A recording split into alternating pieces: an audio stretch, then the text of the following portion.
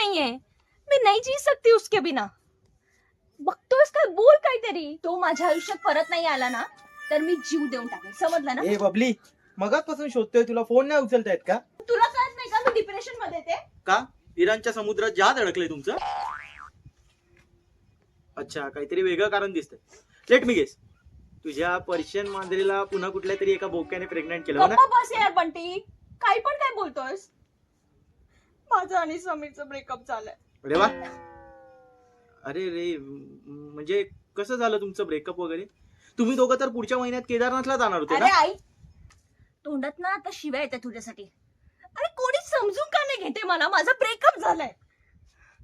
घरात गेलं ना किती आई सारखं डोकं खात असते आणि ऑफिस मध्ये समीरचं थोबाडं बघावं लागतं. वैताग आलाय आता मला सगळ्याचा. अच्छा, म्हणजे मॅडमला सिंपती हवी आहे तर? नाही, मला समीर हवाय. समीर म्हणजे काय कडक पाव आहे का? इराण्याच्या दुकानात जाऊन आणायला आणि तुला द्यायला? तसंही तो माकड तोंड्याना मला अजिबात. बंटी, मी अजूनही त्याच्यावर प्रेम करते, समजलं ना? किमान माझ्या समोर तरी त्याच्याबद्दल काही वाईट नको बोलू. टुरू लव. आहा. एक मिनिट, टोमणे मारायला आला असशील ना तर आत्ताच्या आता इथून निघून जा.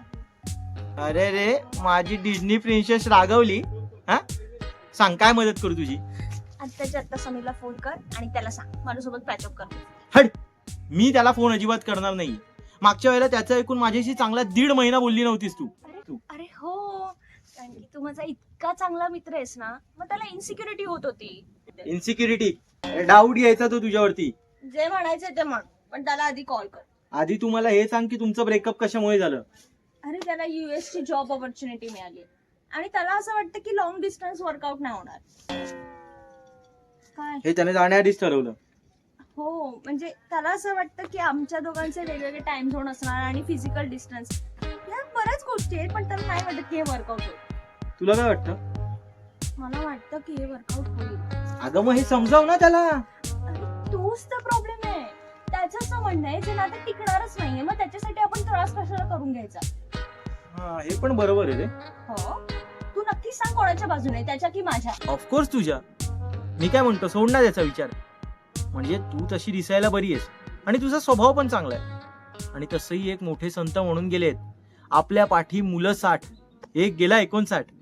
तुला काय वाटतं, मी पण बाकीच्या मुलींसारखं एक गेला म्हणून दुसऱ्याला पकडू का?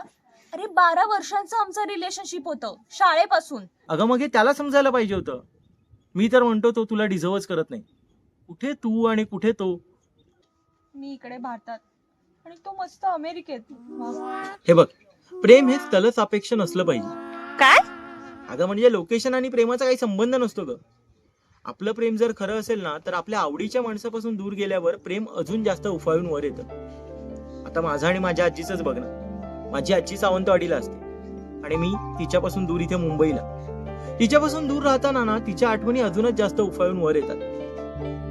आमच्या दोघांचं लॉंग डिस्टन्स वर्क होतच आहे की. चॉईस तुमची असते. तुम्हाला एकमेकांच्या सोबत राहायचंय की एकमेकांपासून दूर राहायचंय. अग्री. ते तुमच्या दोघांचं लॉंग डिस्टन्स वर्क होणार नसेल तर तू तुला घेऊन अमेरिकेला का जात नाहीये? खर्च परवडणार आहे का तिकडे गेल्यावर? त्यापेक्षा त्याला इथे थांबायला सांग. तुझ्यावर प्रेम असेल तर तू थांबेल इथे. तो नाही थांबला. मग तू का थांबलीये? तुझ्या आयुष्यात कसं भरभर पुढे जायचं असतं. हा, हो आता असं जमत नाहीये ना बंटे. शहरातल्या कुठल्याही कोपऱ्यात गेली ना शांत बसण्यासाठी, तरी सारखे त्याच्या आठवणी मागे मागे फिरत असतात. अगं मग कोपऱ्यात नाही जायचं, चौकात जायचं. सदर घटनेचं गांभीर्य तुला कळत नाहीये की मुद्दामून माझी मजा घेतोय? अगं मी तुला हसवण्याचा प्रयत्न करतोय. असं तुला वाटतंय, पण तू माझ्या जखमेवर मीठ चोळतो. बरं, जातो मी. ए, काय जातो? बस. बोल. एकुलता एक मित्र आहे माझा, लगेच जातो काय? तू गेला तर मी काय करू? मेलोड्रामा पुरे झाला, आता मी बसतोय. बोल. बरं मला सांग की ते रम का विस्की पिल्यावर ब्रेकअप नंतर बरं वाटतं का रे? कानफडात आवाज काढीन दारू पिलीस तर. हे बरं आहे. स्वतःचा ब्रेकअप झाला होता तेव्हा 4 ते 5 बॉटल पिल्या होत्या आणि मला फोन केला होता, आणि आता मला करायचं तर? अगं दारू पिऊन दुःख वगैरे कमी होत नसतं ग. त्यापेक्षा तू तुझ्या आवडीची गोष्ट कर. हो का? मला कथ्थक करायला आवडतं. मग आता इथे कथ्थक करू मी? नाही, नको. त्यापेक्षा लावणी कर. हो, तुमच्यासारखे मित्र असल्यावर ना सगळं कठीण आहे. आमच्यासारखे मित्रच ना वनव्यामध्ये गारव्यासारखे असतात, कळलं? बरं बरं, ठीक आहे. बाय द वे, तुला ते समीरचा खूप राग येत असेल ना ग? नाही, मला नाही येत राग. खोटं बोलतेस हा? तुझा एवढा मोठा पोपट केल्यावर तुला नक्कीच राग येत असेल त्याचा. हो, थोडासा आहे. माझ्याकडे एक प्लॅन आहे. आपण समीरला गांजाने भरलेली परफ्यूमची बॉटल गिफ्ट करूया. म्हणजे एअरपोर्ट वाले समीरला अटक करतील आणि तो भारतातच राहील. असं मला काहीही करायचं नाहीये.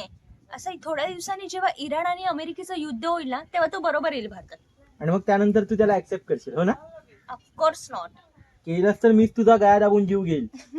आणि मीच चिटकीन बनेन आणि त्याचा छळ करेन. तुझी गाडी ना सारखी सारखी तिथेच जाते. म्हणते यार, विसरायला थोडा तर वेळ लागेलच ना मला. विसरायची काय गरज आहे? त्याच्यासोबतचा प्रत्येक क्षण अगदी खराखुरा जगलीस ना तू.